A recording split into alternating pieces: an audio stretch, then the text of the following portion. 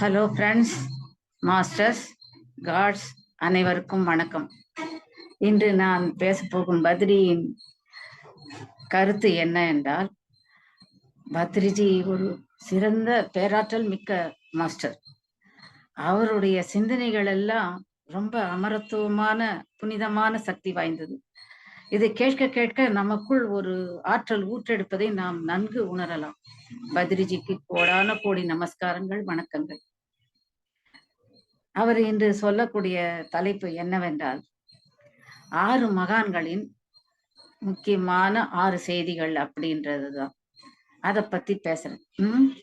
அந்த 6 மகான்கள் யார் என்றால், பார்வதி, பரமசிவா, லட்சுமி, நாராயணன், சரஸ்வதி, பிரம்மா ஆகிய 6 தெய்வங்களை பற்றித்தான் பேசுகிறோம். அந்த 6 தெய்வங்களும் நமக்கு புரியுது இல்லைங்க. நமக்கு பிறந்ததுல இருந்தே நம்ம அப்பா அம்மா காமிச்சு அவங்கள உணர்ந்து கோவில்ல போய் அவங்கள வணங்கி பாட புத்தகங்களை அவங்கள படித்து ஆசிரியர்கள் சொல்லி என்ன பாட்டு சொல்லுவாங்க சொல்லுங்க பாருங்களா. குரு பிரம்மா, குரு விஷ்ணு, குரு தேவோ மகேஸ்வரகா, குரு சாட்சாத் பரபிரம்மம் தஸ்மை ஸ்ரீ குருவே நமக அப்படின்னு சொல்லிட்டு பாடியிருக்கோம். அதுல இருந்தே இந்த மும்மூர்த்திகளும் அந்த முப்பெரும் தேவிகளும் எப்படிப்பட்ட சக்தின்றத நம்ம தெரிஞ்சுக்கணும் ஒழிய, அவங்க நமக்கு சொன்ன விஷயங்களை நம்ம காதால கேட்கல, உணரல.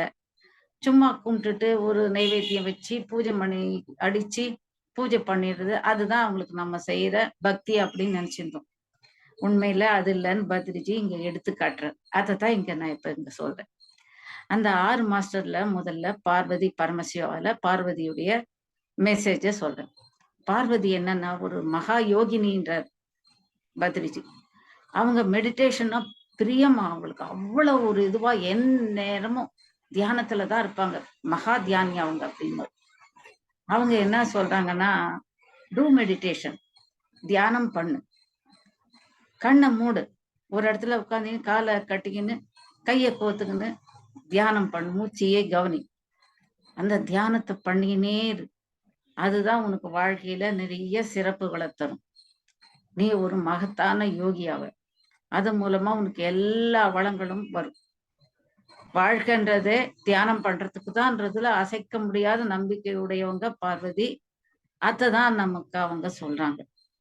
அந்த அவங்க சொல்றது என்னன்னா, இந்த தியானம் பண்றது மூலமா நம்ம மகா யோகிங்களாகும். மகா யோகிங்களுக்கு நிறைய சக்திங்க வரும். அந்த சக்திங்கள்ல என்னன்னா எனர்ஜி. நீ துர்க்கையாவ, துர்கை தான் இருக்கிறதுலே மகா சக்தி படைச்சவங்கன்றது. அந்த துர்க்கையாவன்னா அவ்வளவு சக்தி உங்களுக்கு வந்துடுத்துன்னா நீங்க எதையும் சாதிக்கலாம், எல்லாருக்கும் நன்மை செய்யலாம், உலகத்துக்கு நன்மை செய்யலாம். அதுக்கு தானே வந்திருக்கிறோம். அத்தை செய்யறதுக்கு உங்களுக்கு நிறைய சக்தி தேவைப்படுது. அந்த சக்தியை எது தருது? இந்த பிரபஞ்சம் முழுக்க பரவி இருக்க பிரபஞ்ச சக்தி. அதை நம்ம எப்படி எடுத்துக்கிறது? தியானம் செஞ்சு. என்ன தியானம்? ஆனாபானாசதி தியானம். கண்களை மூடி, கைகளை கோத்து, கால்களை கோத்து, நீங்க மூச்சையே கவனிச்சு எந்த சிந்தனையும் இல்லாம நம்ம மூச்சை மட்டும் சிந்திச்சு அதோட கலந்து மனசை வெற்றிடமாக்கிக்கின்னு அந்த பிரபஞ்சத்தோட ஒன்றி இருக்கும்போது அந்த பிரபஞ்ச சக்தி நமக்குள்ள மட்டற்ற சக்தியா பெருவெள்ளமா பாயும். அதனுடைய சக்தி என்னதுன்னது யாராலையுமே வர இருக்க முடியாது. அத்தை தான் நமக்கு கொடுக்குறாங்க பார்வதி இந்த இடத்துல. அத்தை நம்ம அவங்க சொல்றத கவனிக்கல, இப்ப கவனிக்கிறோம். எப்படின்னா பத்ரிஜி எடுத்து காமிக்கிறார் நமக்கு, அதனால நமக்கு அது புரியுது. ஆச்சுங்களா? அடுத்த மாஸ்டர் யாருன்னா பரமசிவா. அவரும் என்ன சொல்றாருன்னா, இந்த தியானம் எக்கச்சக்கமா பண்றதுனால்தான் அவருக்கு பேரே முக்கண்ணன். நெற்றிக்கண் இருக்கிறதுனால அவருக்கு முக்கண்ணன் பேர் வந்திருக்கு. அந்த 3வது கண்ணு எல்லாருக்கும் இருக்குது. குழந்தையில இருந்து கடைசியா போற கிழவனுக்கு வரைக்கும் அத்தனை பேருக்கும் இருக்குது. அது எப்பயும் திடீர்னு வரல, திடீர்னு போகல.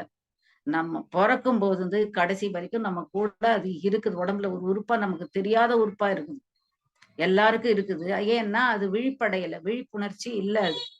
அதுக்கு எப்படி அந்த விழிப்புணர்ச்சியை வரவழைக்கிறது? அந்த 3வது கண்ணுன்றது இந்த புருவத்துக்கு மத்தியில இந்த இடத்துல பொட்டு வைக்கிற இடத்துல இருக்குது. பினியல் கிளாண்டுன்னுவாங்க. அந்த இத வந்து நீங்க தூண்டி விடுறது எப்படின்னா, அது வந்து அந்த சக்திய குடுக்கும்போது அது ஓப்பன் ஆகுது. அந்த சக்தி எப்படி வரும்? தியானத்து மூலமா. அவரும் அதுதான் சொல்றாரு. தியானம் கொஞ்சம் நஞ்ச தியானம் பண்ணாலாம் அது வராது. அதுக்கு நிறைய சக்தி தேவைப்படுது. அதுக்கு நிறைய நேரம் தியானம் பண்ணணும். எக்கச்சக்கமான தியானம் பண்ணா தான் அந்த 3வது கண்ணு விழிப்புணர்வாகிறது. அந்த 3வது கண்ணு விழிப்புணர்வாகும்போது என்ன நடக்குதுன்னா, நம்ம கடந்த ஜென்மங்க, வரப்போற ஜென்மங்கள்லாம் நமக்கு தெரிய ஆரம்பிக்கும். அது இல்லாம நம்ம கண்ணுக்கு புலப்படாத இந்த சாதாரண புறக்கண்ணால பார்க்கறது தெரியாத விஷயங்கள் எல்லாம் அகக்கண்ணுல பார்க்க ஆரம்பிக்கும்போது அத்தனையும் தெரிய ஆரம்பிக்குது. அத நம்ம வெளிய சொல்ல முடியாது. நமக்கே அது அதிர்ச்சியா, ஆனந்தமா இருக்கும். இப்படிலாம் கூட இருக்குதான்னு. அப்படி இருக்கும்போது அத நல்லதுக்கு தான் பயன்படுத்தணும். இல்லாட்டி அது எப்படி வந்ததோ அப்படி மறைஞ்சிடும். அதுவும் அதுக்கு ஒரு குணம் இருக்குது. கடவுள் சிவன் குடுத்திருக்கிற வரம் அது. அதனால அவர் என்ன சொல்றாரு, அந்த கண்ண திறந்திருக்கிறவங்க தான் யோகீஸ்வரங்க. கண்ண திறக்காம வெறுமனே நம்ம சாதாரணமா தியானம் பண்ணிட்டு போறோமே, எல்லாரும் யோகின்ற நிலையில பார்வதி சொல்லி கொடுத்தபடி யோகின்ற நிலையில இருக்கும். ஆனா அளவுக்கு அதிகமா தியானம் பண்ணி அந்த நெற்றிக் கண்ண திறக்க வச்சு அது மூலமா எல்லாத்தையும் பார்க்கிறவன் தான் யோகீஸ்வரன். அதுல அற்புதமான யோகம் செஞ்சவர் கிருஷ்ணர் அப்படின்ட்டு அவர் மகா யோகீஸ்வரன்னு பத்ரிஜி கொண்டாடுறார். கிருஷ்ணர் மாதிரி ஒரு யோகீஸ்வரர் அவருக்கு அர்ஜுனன் கிட்ட சொல்றார் கிருஷ்ணரு, அர்ஜுனா நீயும் நானும் ஒன்னா படிக்க ஆரம்பிச்சு ஒன்னா வந்தவங்க. எனக்கு இருக்கிற சக்தி உனக்கு இல்ல. என்னன்னா நீ என்ன மாதிரி தியானம் பண்ணல. அதனால உனக்கு எல்லாம் தெரியல.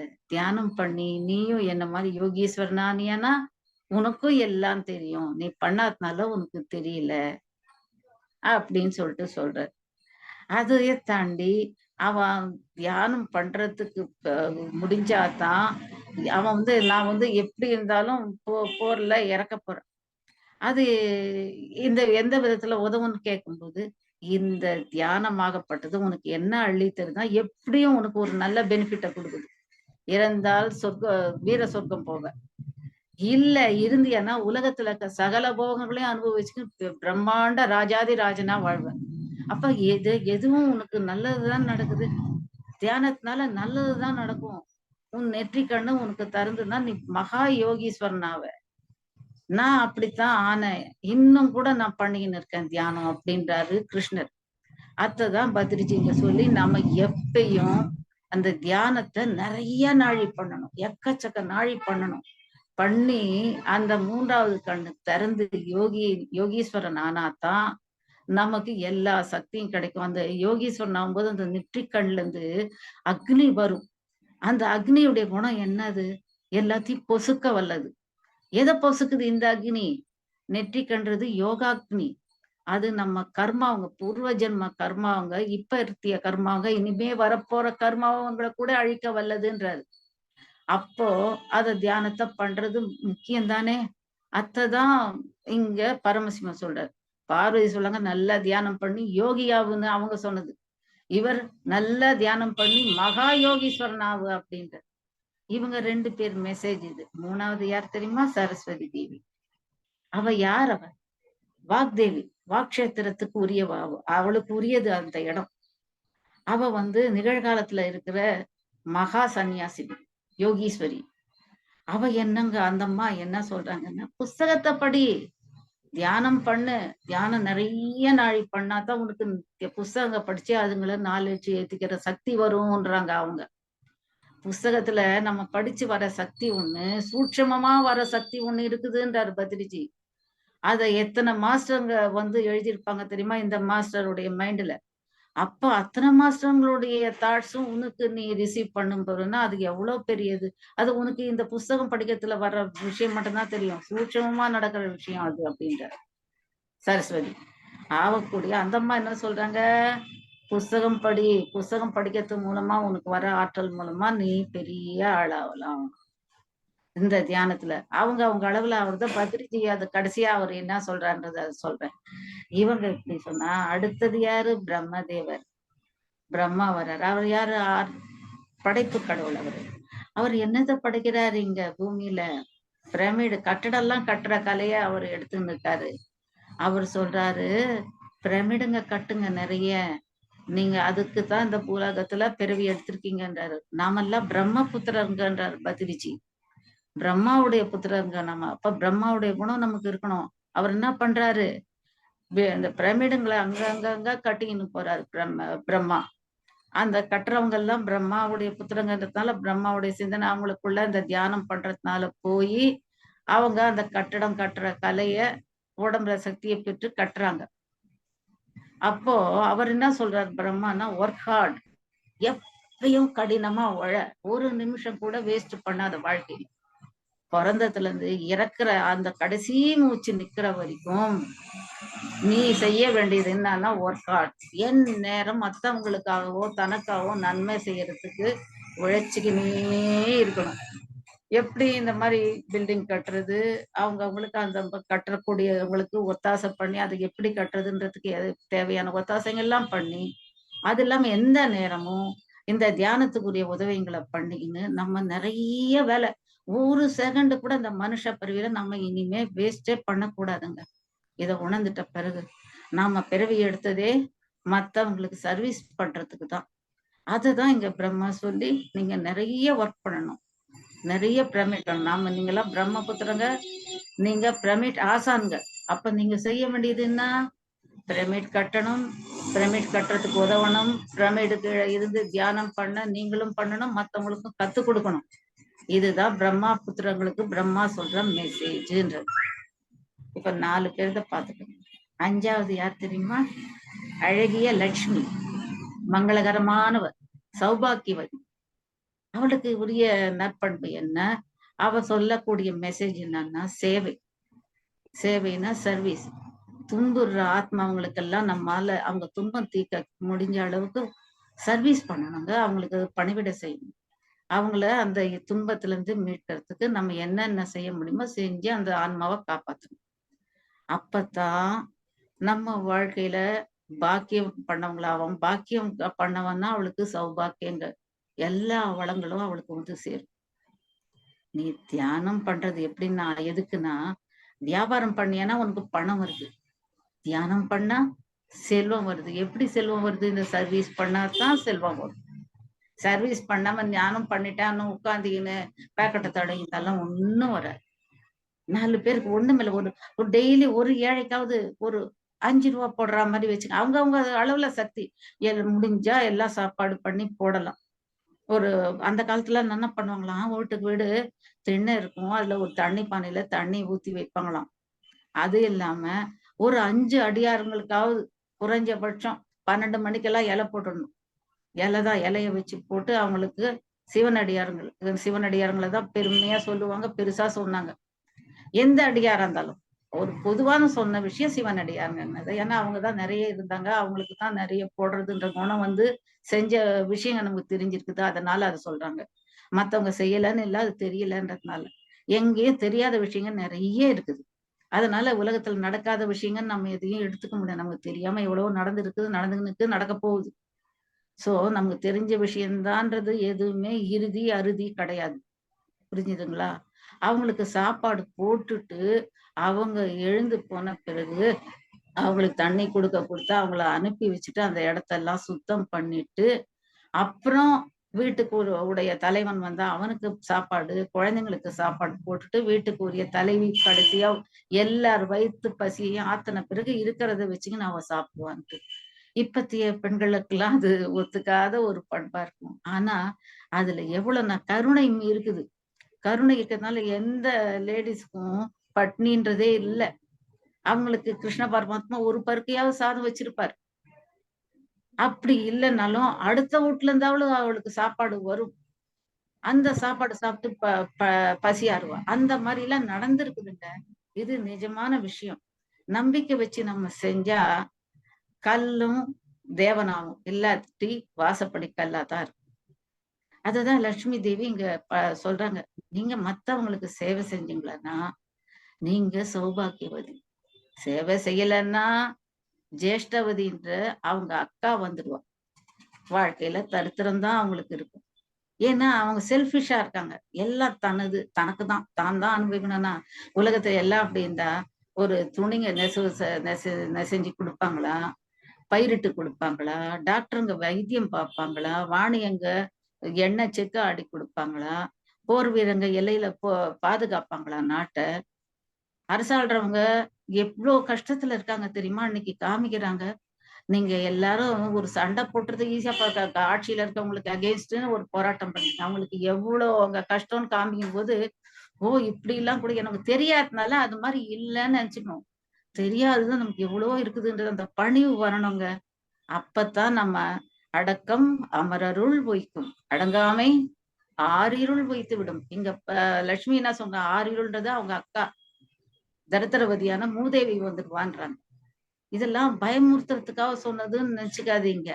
உள்ள நிலைமைய அப்படி ஒரு டிஸ்கிரைப் பண்ணி சொல்றாங்க அவங்க. அவ வந்துருவான்னா, கதவு சாத்திக்கினா கூட அவ வரமாட்டாளா?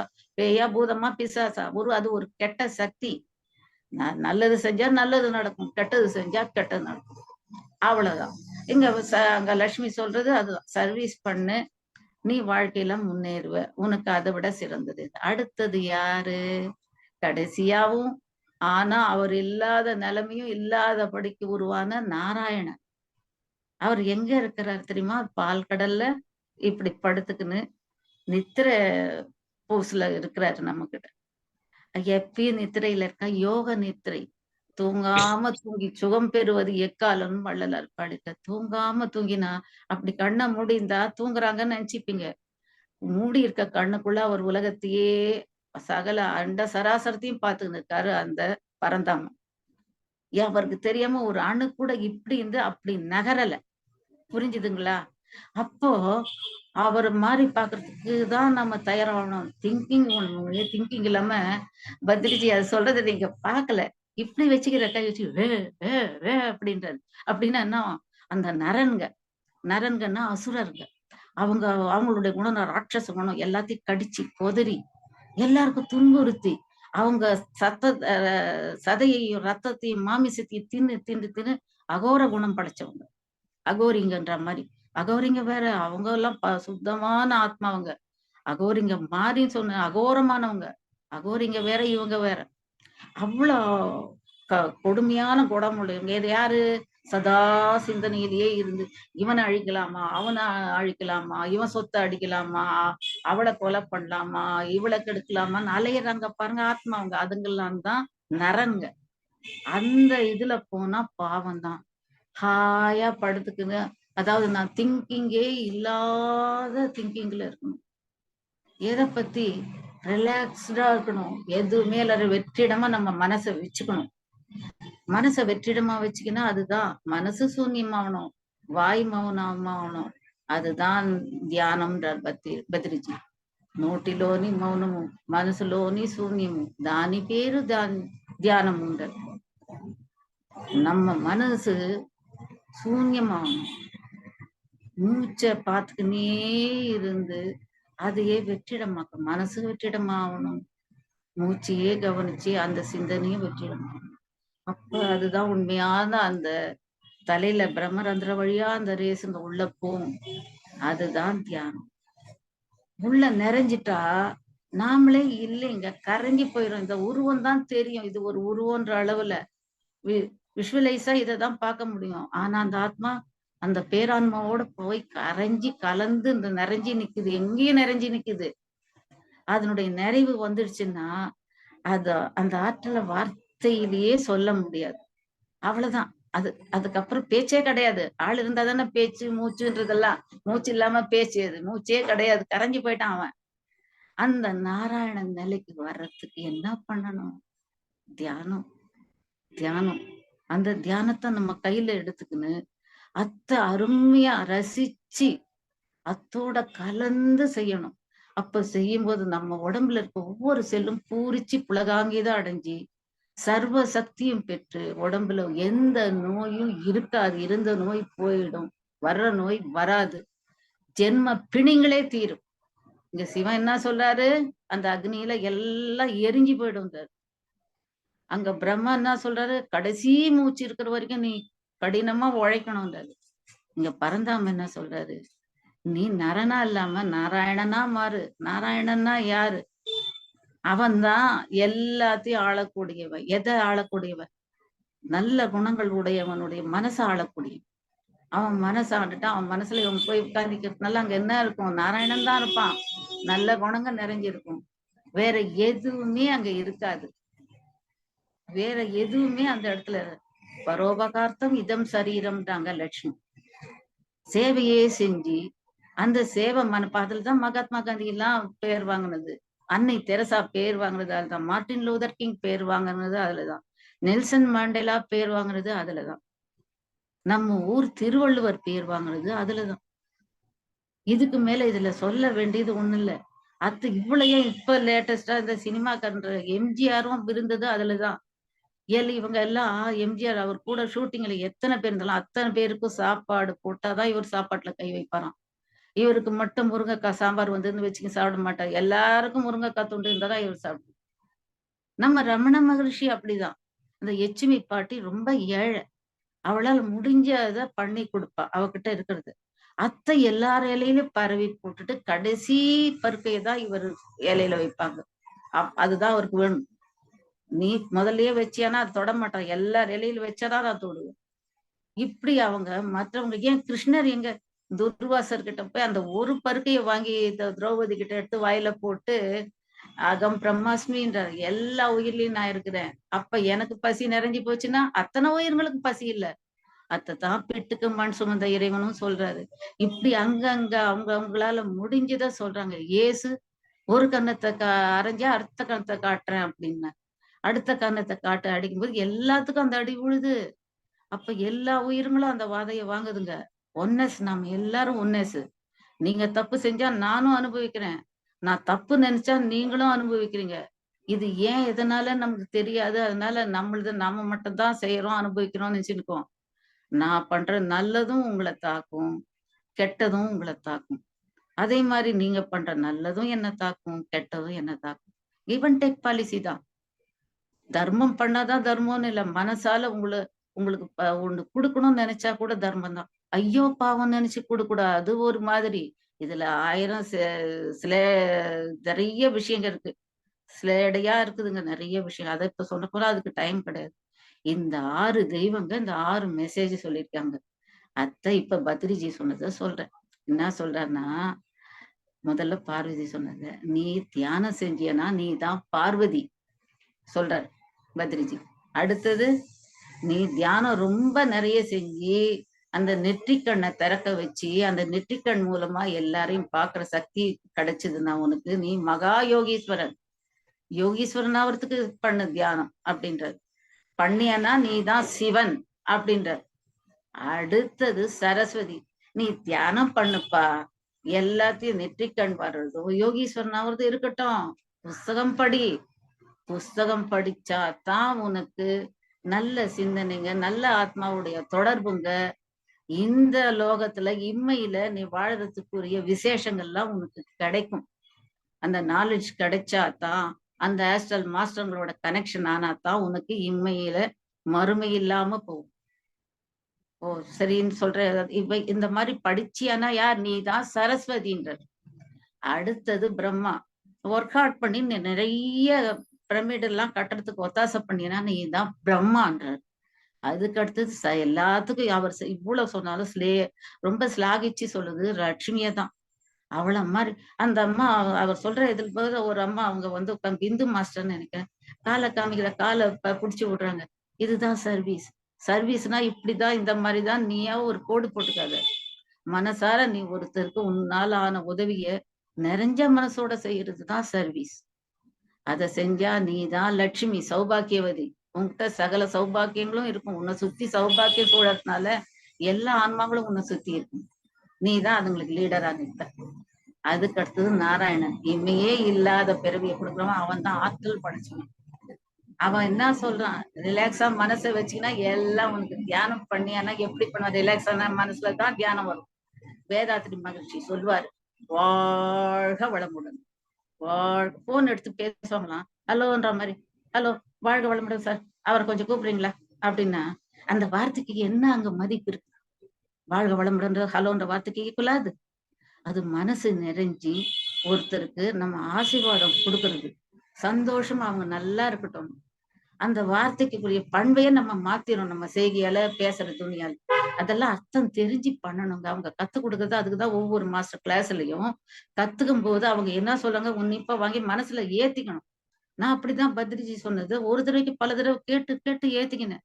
அவர் சொல்றதுல ஒவ்வொன்றுத்துல சூட்சமமா ஒண்ணு சொல்றாரு. அத நீங்க 10 தடவை கேட்டாதான் அது புரியும். அத புரிஞ்சுக்கினீங்களான்னா, அத கடைபிடிச்சீங்களா, நீங்க தான் பத்ரிஜி. நான் சொல்றேன்.